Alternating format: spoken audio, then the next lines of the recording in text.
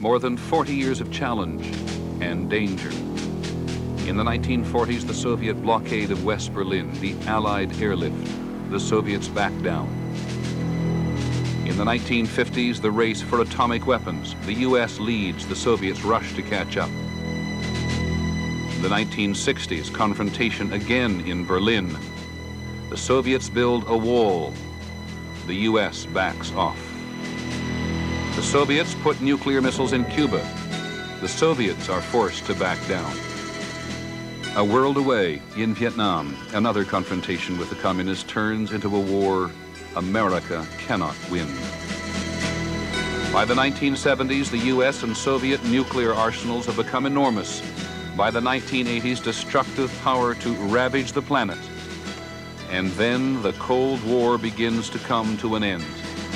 And across the globe, people begin to look beyond. To look for leadership from George Bush, who will leave tomorrow to meet the Allies in Belgium. I'm Britt Hume at the White House. The president is heading for a NATO summit that was to be a celebration of 40 years of unity in the Western Alliance. But with major strains in the alliance, the summit is now shaping up as a major test of the president's leadership. I'm Pierre Salinger in West Germany, where President Bush will find his allies divided on how to react to the initiatives of Mikhail Gorbachev. Here, the feeling is the end of the Cold War is at hand. I'm Barry Dunsmore in Budapest. Freedom and democracy are coming to parts of Eastern Europe, and a rusty iron curtain is beginning to come down. I'm Jim Laurie in Moscow. The success or failure of the efforts to move the world beyond the Cold War rests largely in the success or failure of Mikhail Gorbachev and his policies here at home. And we'll talk to the Secretary of State, James Baker, his view of American leadership in the Western Alliance.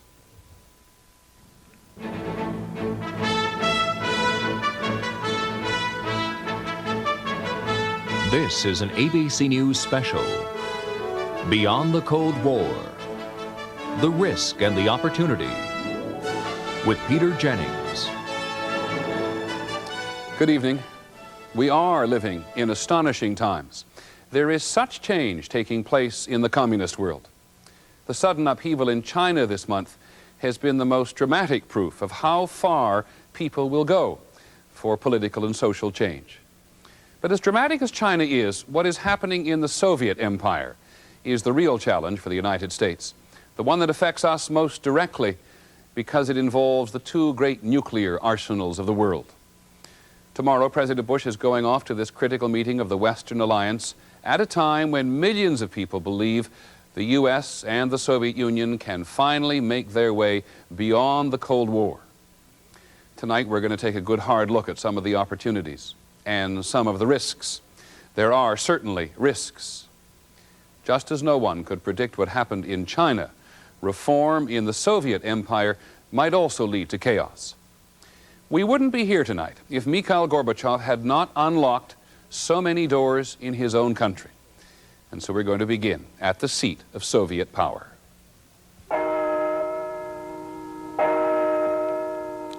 It is an attempt to mount a second communist revolution from inside. It began when Mikhail Gorbachev came to power in 1985. His supreme challenge, rescue his nation from economic infirmity.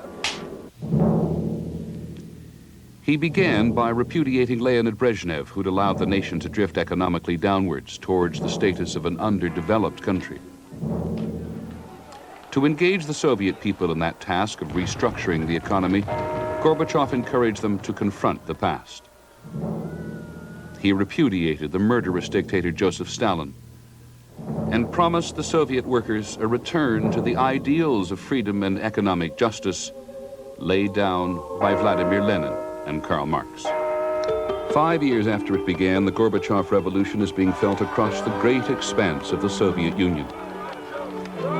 It provokes a powerful reaction in Eastern Europe and is creating new challenges for the Western Alliance. For the first time since 1945, there is a chance to reunite Europe on acceptable terms. The other side of that is a danger, that there will be an explosion like 1914 and the two great powers will slide into a dangerous confrontation. For East and West, it is an historic moment of opportunity and risk. For the Soviet Union, the opportunity is to restructure a whole economy, to build enough economic momentum to compete with the West and Asia. But the danger is also enormous, for failure would surely mean upheaval, perhaps new repression. We launched our perestroika realizing that it would really shake up thoroughly our entire society.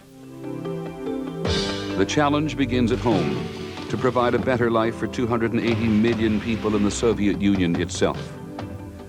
But the economy is Mr. Gorbachev's albatross. There is still inefficiency, a shortage of everything.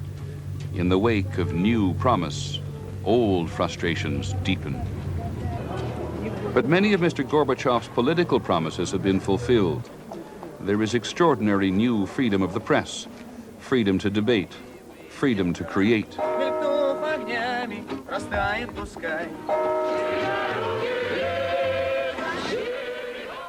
The new political freedom has opened the way to peaceful dissent, and sometimes to violence, in Soviet Georgia, confrontation. The danger to the Soviet Union as a whole is as clear as the map. In the Baltic states, the deep longing to be independent once again has never died.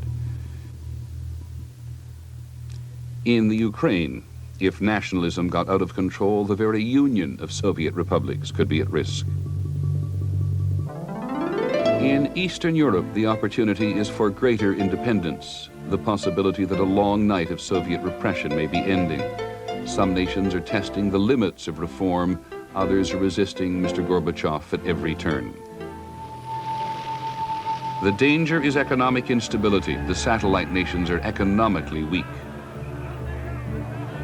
The real danger is revolution, that one of these nations may try to leave the Soviet bloc. It has happened before. Could it happen again? There is no more restless place in Eastern Europe than Poland. With Mr. Gorbachev's blessing, the independent union's solidarity has been swept back to prominence. In the elections next month, the first since the 1940s, there is a genuine chance for the opposition to be heeded as well as heard. The risks are enormous. Poland is in economic disarray.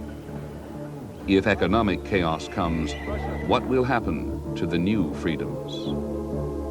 The worst case is where you have widespread instability and the Soviets are forced to intervene in some forcible way. In Hungary, so many new freedoms. In many respects, it is already a new day, on the verge of democracy, with more than one party. Soviet tanks going home, barriers tumbling between the communist East and the democratic West. Poland and Hungary are the two countries that are going the furthest now with perestroika and in fact have exceeded the process within the Soviet Union. But in Czechoslovakia, Bulgaria, Romania, there is either uncertainty or outright resistance to change. And then there is East Germany, where the aging communist leadership has flatly opposed Mr. Gorbachev's reforms, where many professionals are so frustrated they are trying to leave. In many parts of Europe, there is anxiety that turmoil in the communist world might yet reach here. These regimes don't have deep roots, and when you introduce such things as glasnost, then you're asking for major trouble and perhaps even violence. The question that President Bush must answer at some point is this: does the United States intend to accept indefinitely that Europe be divided into two political blocs, or is it going to be American policy to end the political division of Europe, to take full advantage of the metal fatigue of the Iron Curtain? And could that be done without creating dangerous political instability or backing Mr. Gorbachev into a corner, perhaps even risking a fight? The Western Alliance has no common policy. In West Germany, there is weariness with Germany's role as a potential nuclear battlefield, reaction against U.S. short-range nuclear weapons on German territory, fascination with Gorbachev's idea of a nuclear-free Europe. At the White House and the Prime Minister's residence in Britain, concern that Gorbachev's proposals to reduce nuclear weapons may drive a wedge between West Germany and the other allies. From President Bush, a new willingness to meet the Soviets halfway if their reforms continue. But he still wants the Soviets to reduce their conventional forces before America negotiates about nuclear weapons in West Germany. From some in Congress, mounting criticism of the president for failing to seize what they believe is an historic opportunity to gain a more secure peace. I think he's lacked vision. I think he has lacked insight up to this point about what is happening in Europe. And so, across Europe, they are waiting for Mr. Bush. There is expectation and uncertainty. It is one of those moments when an American president has a unique opportunity for leadership. Mr. Bush's challenge is to fashion a policy that the rest of the alliance will follow, a policy that satisfies the national requirements of his allies, which have to do with their security and trade and history and their perceptions of Mr. Gorbachev. They live next door to him. In a moment, Mr. Gorbachev's challenge. Beyond the Cold War, brought to you by AT&T, the right choice, and Audi, the alternate route. You know how I always wanted to have my own business? Well, I did it. I'm working at home and loving it. My editors and I talk via conference calls. Would you believe I have my own 800 number? I can even send layouts in a flash. However you live your life, AT&T has all the products and services to keep you in touch with your world. Thought I'd miss those power lunches, but now I have lunch with more important people. AT&T, we take you right there and keep you this close. Take the Audi 3-year test drive. Attain German performance without the investment of ownership. Acquire German innovation without the responsibilities of scheduled maintenance costs. Possess a car that's most desirable on a lease that's most affordable. The ride may last 3 years, but the offer is limited. For more information, call 1-800-AUDI-3YR. It is no secret that the Soviet Union is a mess.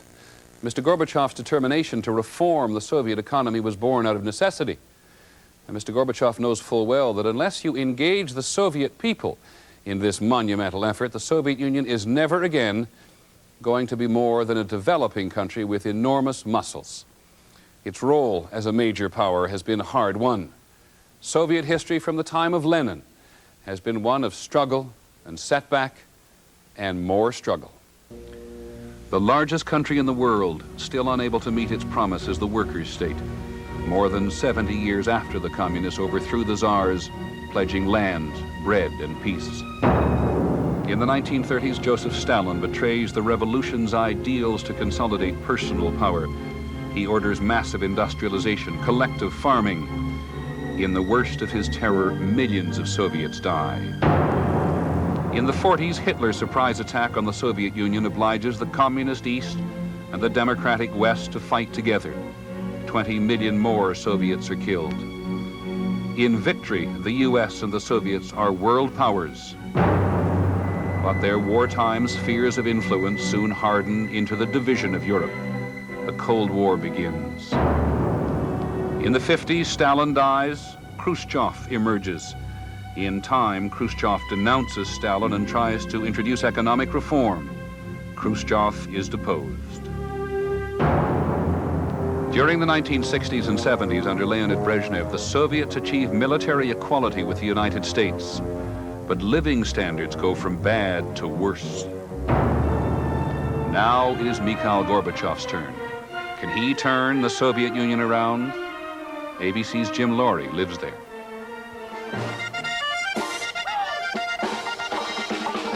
A holiday afternoon on Moscow's Arbat. The fear is gone, replaced by free expression. They call it glasnost. They debate politics. They proclaim religious freedom. They petition for the right to demonstrate. Even soldiers are not afraid. Elections, though still not truly free, at least offered a choice. And for the first time, the people turned out of office hardline communists they did not like. Today, the Congress they elected meets for the first time, a Congress more in the Gorbachev reformers mold. While there have been real gains from glasnost, there remains only the promise of perestroika. After 4 years, Mikhail Gorbachev's economic reforms have only barely begun. And average Russian consumers will tell you they're worse off today than they were 4 years ago. A market 40 miles outside Moscow. There's not much to be found. Look how expensive these carrots are, and there's nothing else in the state stores. We've gone through so much in our lives, and now we have perestroika, but I haven't seen it. And they haven't seen it either a mile away at the Bolshevik State Farm. Valya Shishkina lives here, 28, divorced, 3 children.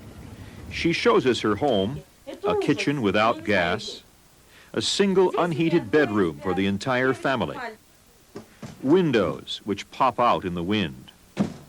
Her only source of water, the communal pump. Valya is not alone. For Valya and her neighbors, glasnost provides the opportunity to air their complaints before the local party boss. But the risk is that if their lives don't improve, and soon, they'll lose faith in Gorbachev and his reforms. It's a disgrace. The place is in shambles and you do nothing. To be fair, Gorbachev is trying to improve the lot of the consumer by authorizing limited free enterprise, cooperatives. But little competition and lots of restrictions have caused sky-high prices and many complaints. The cooperatives are taking advantage of us. They are run by profiteers. They're like flies feeding on a dead dog. As Mikhail Gorbachev has traveled the country, he's been besieged by his people, forced to answer complaints about cooperatives, the economy, and just as often, their ethnic rights. Nearly half the Soviet people are not Russian. Many once lived in their own independent states. Today, reborn nationalism is putting at risk the unity of the Soviet Union. April 9th, Soviet troops move against demonstrators in Tbilisi, Georgia. The brutal suppression of this nationalist demonstration left more than 20 dead and changed the lives of the living. We want to remember our friends who died here. We can't sleep at home. I'm sure this tragedy united people. People who didn't believe in our movement, national movement, because we want the independence. People like Jono Samaguliani. When Russian troops attacked, Jonu lost his wife and sister, leaving him 2 small children, leaving him also a determination that the deaths should not be in vain. They died for a freer Georgia, for an independent Georgia. The Georgian people have been completely changed by this. We won't live tomorrow like we lived yesterday. While the Georgian independence movement was dealt with brutally, others, as in Lithuania, are so well entrenched that they are tolerated. Gorbachev seems unsure how to deal with this outpouring of nationalist fervor, all triggered by glasnost. We would like the world to know as emphatically as possible that this is not the Soviet Union. This is Lithuania, which once upon a time, before World War II, was a free and independent state. We want to destroy the monopoly of power, of communist power. Demands Gorbachev never expected. He saw granting political freedom as a means to shake the country out of economic stagnation. In Lithuania, it means new opportunities for Nicholas Leskauskis and his family, who have entered the world of private farming. Their biggest profit maker, raising fish. We want to show them what we can do, and if the government gives us 10 years, we'll floor them with our results. Nicholas says they've always had a dream to own their own farm, to create something to be proud of. They've built for themselves a windmill, but they are not Don Quixotes. For them, it's not an impossible dream. Today, the dreams of change embrace the entire nation. For people like Jonu, more independence for his homeland. For those like Valya, a more decent life. But the future remains uncertain. Failure to improve the lives of his people would put at risk both Mikhail Gorbachev and the remarkable achievements of Glasnost.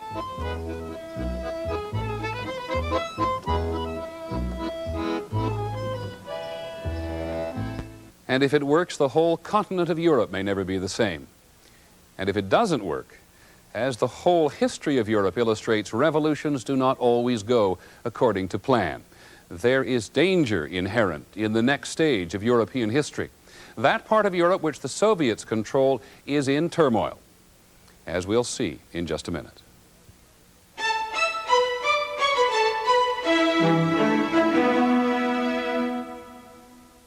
Look, they're my parents, and I tell you, they're acting different. I mean, they go dancing. Herbert and Jane dancing.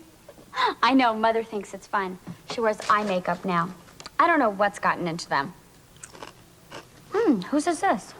Why don't they act their age? To help them get more out of life, people are eating better. Some have found Kellogg's Product 19, 100% of 12 vitamins and minerals. Feel good about yourself. Tennis? They don't play tennis. Feel like 19 again.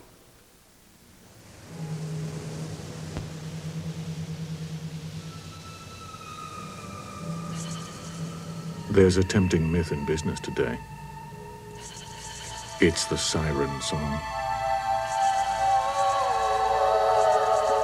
Other long-distance companies luring you with promises of AT&T quality at irresistible savings. But it's just a myth. They entice you with prices based on a 1-minute call, but when you consider the average business call lasts over 4 minutes, AT&T prices are extremely competitive. And no one can match AT&T's dependability. So don't be seduced by myths. They're never what they seem. AT&T, call us. Find out how competitive our prices really are. The Pro Bowlers Spring Tour rolls on to California for the Fresno Open. Then on ABC's Wide World of Sports, it's a WBA light heavyweight battle of the unbeatens. Champion Virgil Hill puts his perfect record on the line in a quest to successfully defend his title for the 6th time. But top-ranked undefeated Joe Lasisi has won 20 of his 22 bouts by knockout. They meet live. Plus, the day before the big race, a report on the Indianapolis 500. All Saturday on ABC Sports.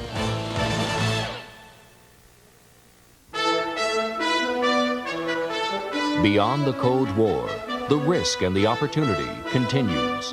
Once again, Peter Jennings. In Eastern and Central Europe, nothing is ever final. The breeding ground for 2 world wars. The battleground for great empires. For the last 45 years in the Soviet Empire, taken in battle in World War II, and ever since a buffer zone on the Soviets' western frontier. For 45 years, the United States acquiesces to Soviet repression. A workers' revolt in East Germany in 1953. The Hungarian Revolution in 1956, crushed by Soviet tanks. The dream of communism with a human face in Czechoslovakia in 1968, rolled over by Soviet tanks. The challenge from the independent Polish Union, Solidarity, in 1980, snuffed out by martial law. And then along comes Mr. Gorbachev. One of the most powerful forces that Mr. Gorbachev has unleashed is nationalism. And in those Eastern European nations over which the Soviets have had a military veto for so long, the reawakening of a very basic instinct. Down through the ages, the nations of Eastern Europe have had much more in common with the West than they've had with Russia. ABC's Barry Dunsmore begins in Poland. Politics, Polish style.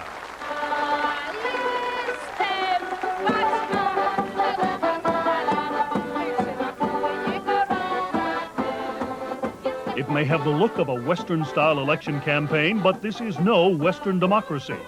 This is Poland, where they haven't had a free election in more than 40 years. where only 7 years ago, tanks were on the streets and opposition leaders were in jail. Yet in 10 days, communist Poland will experiment with democracy.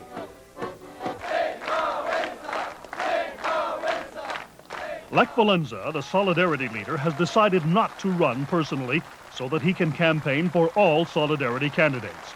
He is clearly the campaign's biggest star. He is also cautious. Changes based on freedom must happen. The question is how we will reach these changes, whether we will reach them by fighting or the peaceful Wałęsa way. Among the tangible signs of Poland's new political freedoms, a 45-minute program freely produced by Solidarity on government-controlled television. The first truly independent newspaper in Poland, Solidarity's Election Gazette, which people are lining up to buy. And the Roman Catholic Church, which is actively supporting Solidarity, has been legalized, its property and privileges restored. This clears the way for Poland to become the first communist state with diplomatic relations with the Vatican. Professor Bronislaw Geremek is a Solidarity candidate who sees the risks and the opportunities in the new situation.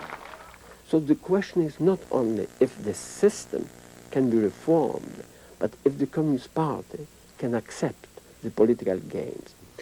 Gregory Wozniak is a well-known anchorman on Polish television, now a Communist Party candidate. He says the party will accept the people's verdict. If the Communist Party does not achieve, enough support at the election, the Communist Party is ready to cede the power. Whatever happens in the June 4th vote, General Jaruzelski will remain president for another 4 years. With Moscow's blessing, he is way in front of Soviet political and economic reforms. And like Gorbachev, his motive for reform is that his economy is a shambles. Time after time, including this time, it's been the economic failures of Marxism which have provoked political upheavals here in Poland. But this time, most Poles seem to expect that a degree of democracy and a dash of capitalism are the recipe for an instant economic miracle. Parole Fashions is a small private clothing factory which previously faced much red tape and by law could have only 50 employees. But because of new laws to encourage capitalism, owner Jacek Parol is expanding his plant and will soon have 200 workers. We plan to export to United States and to West Germany. We want to earn a hard currency too. But what happens if the Polish economy does not improve instantly, which it probably won't? What are the risks then?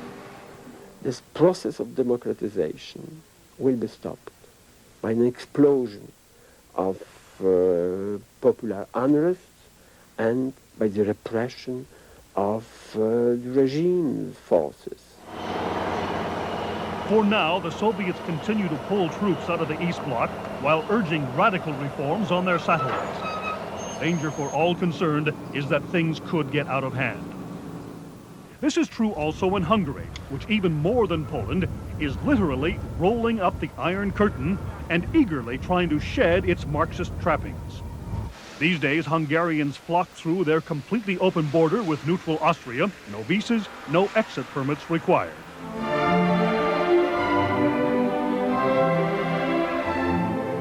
Hungary, in its music, in its architecture, in its heart, is very much a part of the West. It's a little behind Poland, but Hungary hopes to have free elections next year. The Hungarian Communist Party's top reformer, Imre Pazsgoly, has led the effort to legalize non-communist parties. I believe there will be true democracy in Hungary, where the law will be supreme, and where nobody can govern without the consent and agreement of the nation. These days in Budapest, life is a political happening. Gatherings of opposition supporters often number in the thousands. They openly denounce the government and even call for Hungarian neutrality, evidently without fear. One of the most politically active people in Hungary these days is the American ambassador, Mark Palmer. It's like being present at the birth of a nation. It's a special time in Hungary. These are the founding fathers of a whole new era in Hungary, of a new democratic life. On the surface, Hungary looks prosperous, but it is very deeply in debt, and there is much poverty. Communism has failed here, too. So, like the Poles, the Hungarians are counting on foreign investment to bail them out. Special concessions were made to attract the first McDonald's in the Soviet bloc. It's become so popular that fast food involves long waits. In addition, Hungary is trying to produce its own capitalists. Presumably, we're in business to make money. The Hungarian government is helping to pay for this new international management school to train Hungarian executives to do business with the West. This Budapest cemetery symbolizes Hungary's ultimate change of heart. 30 years ago, the executed leaders of the Hungarian uprising against the Soviets were dumped here into unmarked graves. Next month, in nationally televised ceremonies, they will be given honorable burials. And so, Peter, in the European section of that Soviet empire, there are some profound and dramatic changes taking place. Barry, a senior member of the Hungarian Politburo, said the other day that Eastern Europe as a whole was the most extensive crisis zone in the West. Is that a general feeling? I think it probably is, Peter. For anyone who has read their history books, World War I and World War II began here. We've always thought that World War III could also begin here. The economic and political reforms are very important, but if they don't work, this could well be a very dangerous place. Barry, all the nations of Eastern Europe, as you know, are different. Yet if they could collectively wave the wand and divine a policy for the United States, what do you think it would be? Well, in part, Mr. Bush is satisfying that by coming to Hungary and Poland. They're delighted. He symbolizes a respect that the West is giving the East. He also will be, in a sense, a message carrier that it's all right for Western investors to come here and do well. But I think mostly the people in this part of the world would like to see the United States lead in arms control, in significantly reducing troops here of the Warsaw Pact and NATO. Because ultimately what they really want is the Soviets out of this part of the world. Barry Dunsmore in Budapest, thanks very much. Many people in the West believe the West should actually do more to foster change in Eastern Europe, but how to do it without undoing the stability of the last 40 years.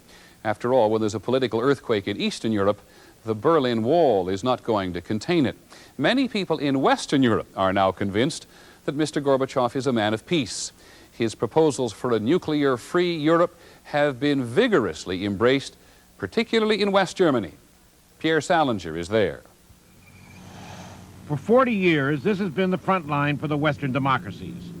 Over 2 million NATO troops from 15 countries on alert against a more massive number of soldiers and guns from the Soviet bloc. The risk was clear. The West could not let its guard down.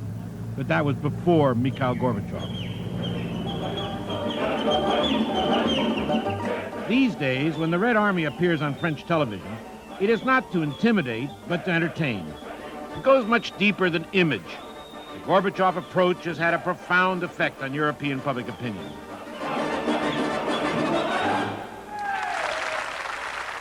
It has been a very successful campaign indeed, and recent research in the United Kingdom showed that an equal number of people saw Russia and the United States as wanting to dominate larger parts of the world and to extend their influence. So they saw the two nations as equal in terms of being dangerous to other countries.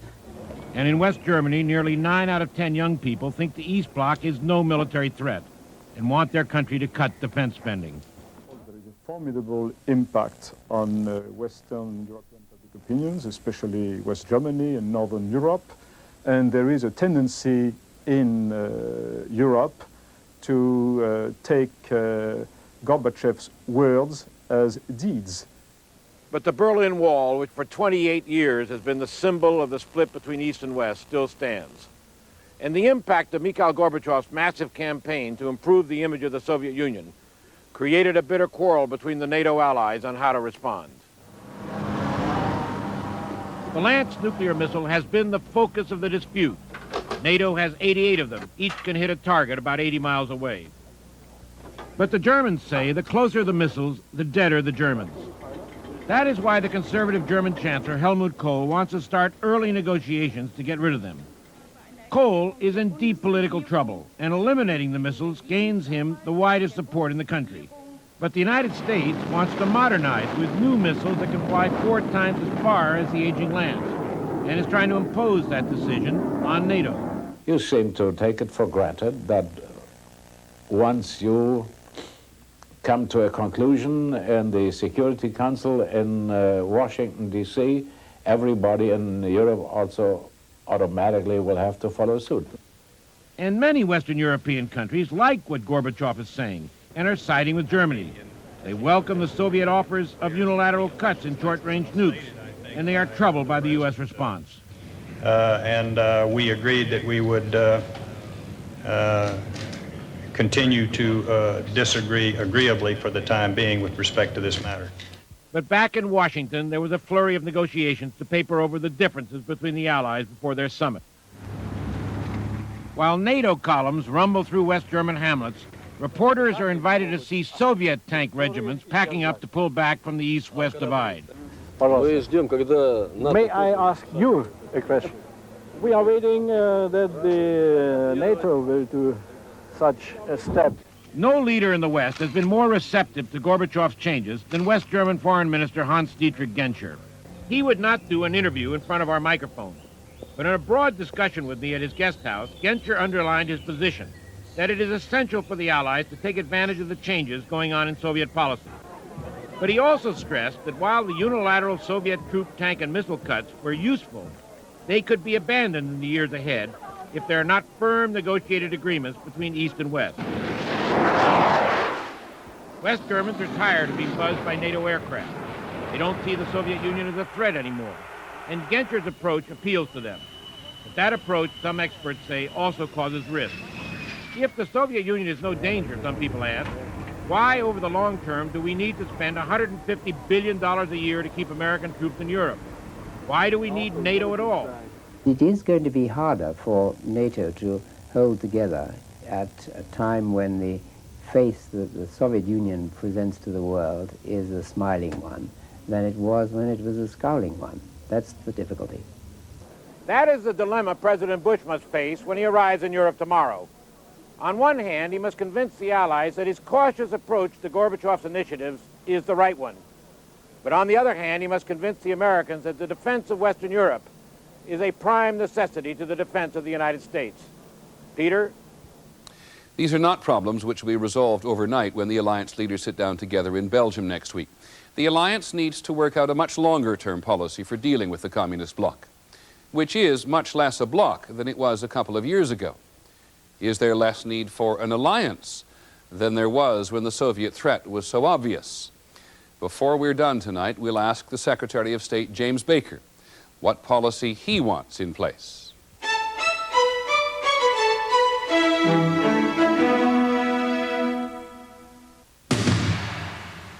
The Audi 3-year test drive. 3 years of German style without the responsibilities of ownership. 3 years of German luxury with none of the scheduled maintenance costs. 3 eminently affordable years with the car you've always desired. Don't let a lease this impressive pass you by. For more information, call 1-800-AUDI-3YR. Do you like Raisin Bran? Yes, I do. Well, this is new Total Raisin Bran. It tastes just as good as your Raisin Bran, but it has 4 times the vitamin nutrition. So can you think of one single reason why Total Raisin Bran shouldn't be your Raisin Bran?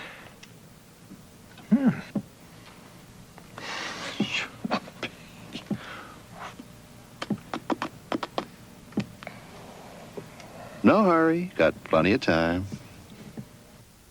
Tonight's ABC News special, Beyond the Cold War, will continue in a moment. Lying, cheating, stealing, in sports, business, government. It's no longer how you play the game, but whether you win or lose that counts. Everywhere you look today, people are trying to get away with something. Sam Donaldson on Ethics in America, next Thursday. Choosing where you go for your home loan can be as important as choosing your home. Maybe that's why more home buyers are turning to Columbia Savings than ever before. In fact, right here in Southern California, loans made by Columbia have already totaled over $5 billion. Columbia, one of the best managed savings and loans in America. I know who I'm going to call. I'm Ann Martin. Coming up on Eyewitness News tonight at 11, the search continues tonight for more victims in the gas pipeline disaster in San Bernardino. Families there trying to cope with the loss of their homes. Teachers are getting ready to go back to class tomorrow as the strike that crippled Los Angeles finally ends. And some top Chinese leaders are under house arrest tonight as the student protests lead to government upheaval. Johnny Mountain has a forecast, too, at 11. Carl's Jr. introduces the guacamole chicken sandwich. A juicy breast of charbroiled chicken topped with rich, creamy guacamole. It's only at Carl's Jr. So where do you want to eat? Introducing Adventure Island. It's got some people rattled. Adventure Island at the great LA Zoo. The Pregnancy Police tomorrow on The Oprah Winfrey Show. So why is this particular NATO summit meeting such a test of George Bush's leadership? Well, in the 40 years of the alliance, the foreign policy of every American president has been defined by the same view, that the world was divided into two hostile camps. But now Mikhail Gorbachev's initiatives have rendered many assumptions about foreign policy useless. Mr. Bush must devise policies now which, on the one hand, satisfy a voracious appetite for disarmament, while on the other reflecting his own judgment of what it takes to keep the Western alliance secure. ABC's Britt Hume covers the Bush White House. George Bush and the men who advise him on defense and foreign policy are conservative, cautious, and confident of their view of the world as they have known it. In that world, Moscow, despite this year's May Day without the military, is the implacable enemy, and NATO the indispensable alliance against it. The idea that there is now far less danger seems to strike the Bush team as a danger in itself. While an ideological earthquake is shaking asunder the very communist foundation, the West is being tested by complacency. We must never forget that twice in this century, American blood has been shed over conflicts that began in Europe. To the Bush administration, with 300,000 American men under arms in Europe, the unprecedented change wrought by Mikhail Gorbachev is significant. But so are continuing signs of Soviet treachery, such as the recent threat by Foreign Minister Shevardnadze after meetings with Secretary of State Baker to renege on part of the INF agreement. The Soviets must surely know the results of failure to comply with this solemn agreement. Perhaps their purpose was to divide the West on other issues that you're reading about in the papers today. But regardless, it is clear that Soviet new thinking has not yet totally overcome the old. That view of Soviet attitudes applies with perhaps greater force to regional conflicts. Mr. Bush has applauded the Soviet withdrawal from Afghanistan as an example of Mr. Gorbachev's new thinking. But in Central America, what we've seen to date is only old thinking. Despite the Gorbachev letter claiming there have been no Soviet weapons shipments to Nicaragua this year, the White House says the evidence is that military supplies have continued from Russia itself, as well as weapons from Cuba. Thus, the president finds himself speaking in the past tense of the strategic concept of containment of communism that has guided the NATO alliance for 40 years. Containment worked. Containment worked because... But even as he welcomed this week the Soviets' latest offer to cut conventional forces, he made clear his view that the need for containment continues. The Soviets are now being forthcoming, and we hope to achieve the reductions that we seek. This should mean a smaller force, one less reliant on tanks and artillery and personnel carriers that provide the Soviets' offensive striking power. But that Soviet advantage in striking force remains, he insists, and must not be forgotten. That was a fact of life for my predecessors, and that's always been a fact of life for our allies, and that is a fact of life for me today as President of the United States. Yet it is also a fact of life that it is Mikhail Gorbachev, not George Bush and not the NATO alliance, that much of the world now sees as its best hope for peace. That perception is for George Bush the challenge of this summit. That challenge, of course, is tied to the chance to negotiate a changed world in the age of Gorbachev. But this president seems more worried about risking a mistake than missing an opportunity. His critics would say, though, that missing this opportunity would be the biggest mistake of all. Peter? Britt Hume. Just one other note, Mr. Gorbachev seems to have convinced many Americans of his sincerity. More than half the people that ABC News talked to in a poll this week believe that the Soviet leader honestly wants peaceful relations with the Western countries. And exactly half say the Cold War is coming to an end. When we come back, we'll talk to the Secretary of State. If you thought you had to give up comfort to get a close shave, Norelco says, think again. Their revolutionary shaving system shaves skin close in a way that's incredibly comfortable. As the hair enters the chamber, the patented lift and cut system lifts each hair and holds it a split second before a blade cuts it, so it's possible to shave skin close without the blades even touching the skin. The lift and cut shaving system from Norelco. We made close comfortable.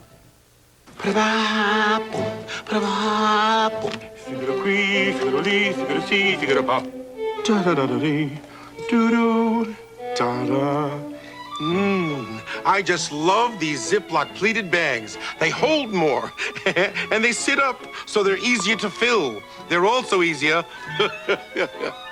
to empty. Ziploc brand pleated freezer and storage bags. We've got the lock on food protection. I finished up my work early. Had some time to look around. It's all coming back to me. Being here with Diane. Why not? With USA Direct, AT&T is a friendly voice from home to get you through in no time with no hidden charges. I'll get you right through. Hi, it's me. Listen, I was thinking about a second honeymoon. So go ahead, call. Reach out and touch someone. All brand, part of your health kick? Yeah. Helps ensure I get enough fiber. Each morning, Tracy Reed takes out some fiber insurance with Kellogg's All Bran, concentrated fiber that can help her meet the National Cancer Institute's guidelines for a high-fiber, low-fat diet. A diet some studies suggest may reduce the risks of certain forms of cancer. Oh, you're crazy to worry about stuff like that. I'd be crazy not to. Kellogg's All Bran. Make it your daily fiber policy. It's an incredible Sunday. Meet a narc with a bark. Relive one woman's triumph over tragedy. And the man who took the term, go fly a kite, to heart. Then, he's back. Bond. James Bond. With a few good adventures, a few good women, and one bad enemy. On Her Majesty's Secret Service, parental discretion is advised Sunday.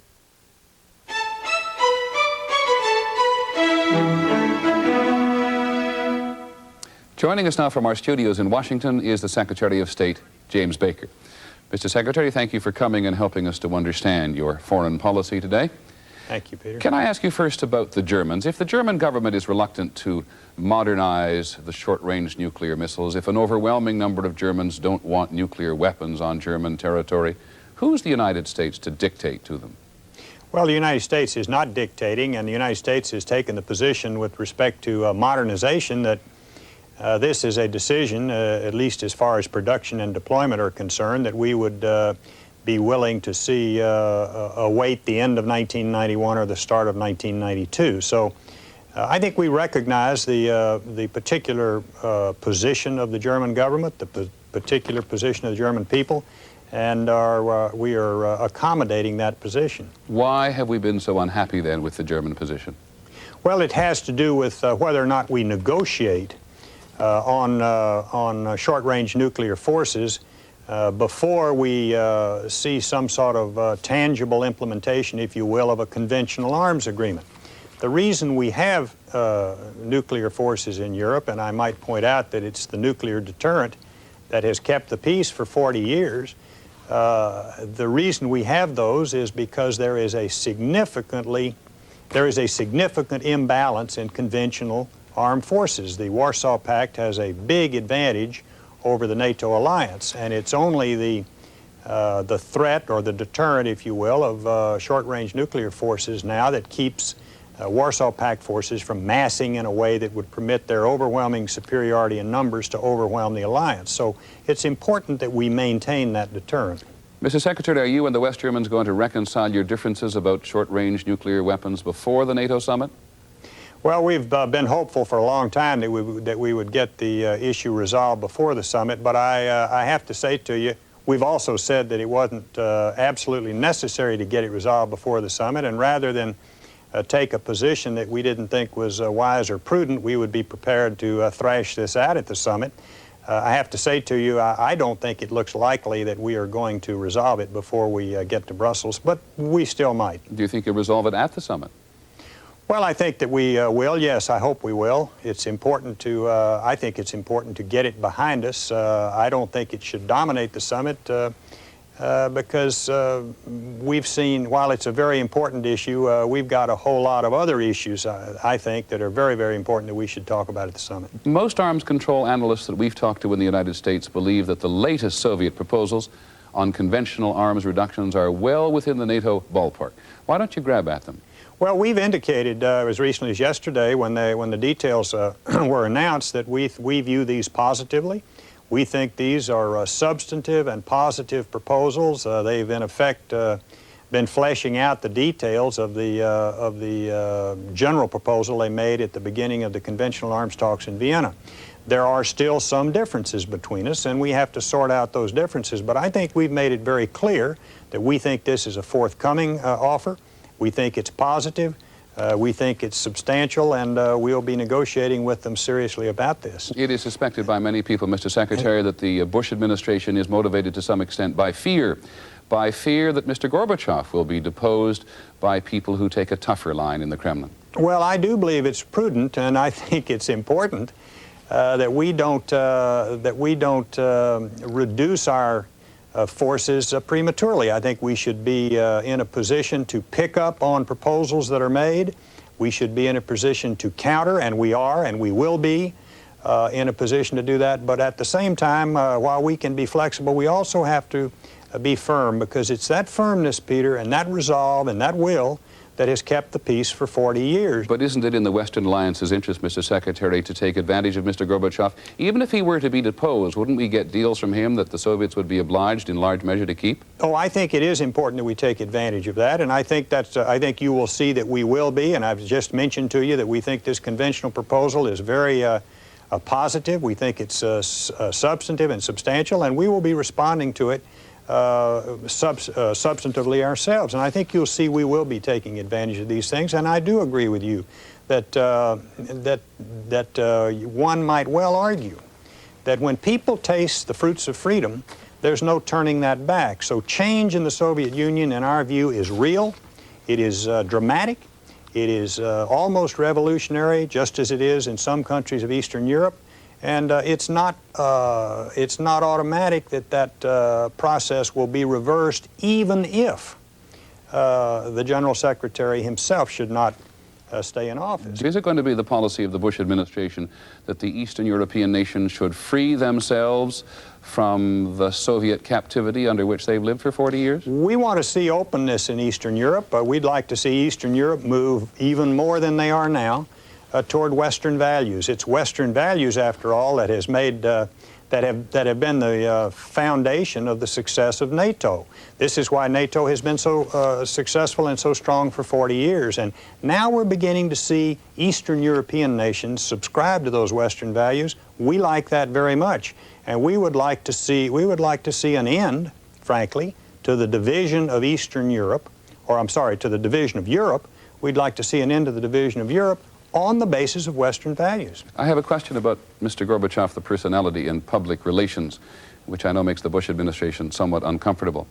You find a situation now in the United States and much more in Europe where Mr. Gorbachev is regarded in the same breath as someone to be admired as President Bush. Does that cause you any discomfort?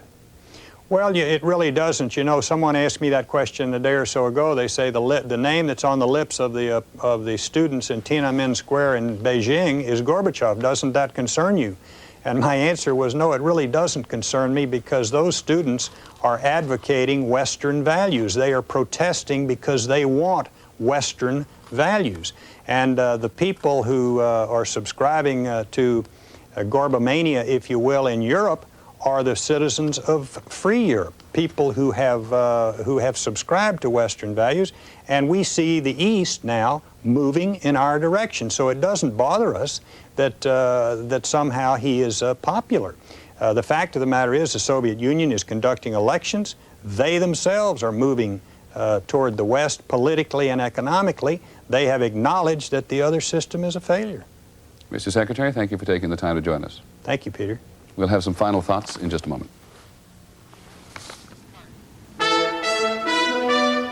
Beyond the Cold War. Brought to you by AT&T, the right choice.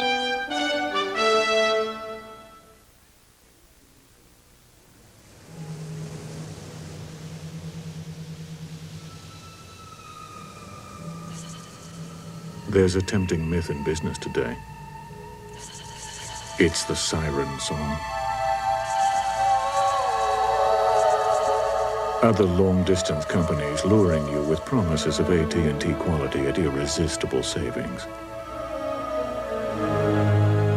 But it's just a myth. They entice you with prices based on a 1-minute call, but when you consider the average business call lasts over 4 minutes, AT&T prices are extremely competitive. And no one can match AT&T's dependability. So don't be seduced by myths. They're never what they seem. AT&T, call us. Find out how competitive our prices really are. Take the Audi 3-year test drive. Attain German performance without the investment of ownership.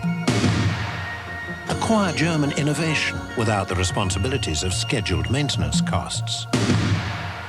Possess a car that's most desirable on a lease that's most affordable. The ride may last 3 years, but the offer is limited. For more information, call 1-800-AUDI-3YR. American Vietnam vets journey to Russia to help Soviet vets from Afghanistan. Soldier to soldier, healing the wounds of war. Watch 2020 Friday. Beyond the Cold War, the risk and the opportunity continues. Once again, Peter Jennings. Just before we leave this evening, a couple of final thoughts. It is astonishing to see how change is accelerating in the communist world. It is difficult because things are still so uncertain in China to factor in what we are seeing there. But in China and in the Soviet Union, they are certainly watching each other. It is very clear that Mr. Gorbachev's urge for reform inspired millions of Chinese. More so, it seems, than America inspired the Chinese. Conversely, the leaders in the Soviet bloc must be looking at the chaos in the streets of China and wondering if Moscow and Leningrad and Warsaw and East Berlin mightn't be next. As for the Cold War, it won't be finally over until the nations of Europe, still under Soviet sway, are independent and free. But after 4 decades, a Cold War mentality no longer dominates either Soviet or American foreign policy. It's true, Mr. Gorbachev's words alone do not affect the military balance, as the Bush administration likes to say of the Soviet leader. On the other hand, it is exquisitely clear that Mr. Gorbachev has presented the U.S. with the most favorable opportunity in 70 years to have a constructive relationship with the Soviet Union. And there are no rewards for the timid, as Mr. Gorbachev would surely like to remind Mr. Bush. I'm Peter Jennings. Thank you for watching. Good night.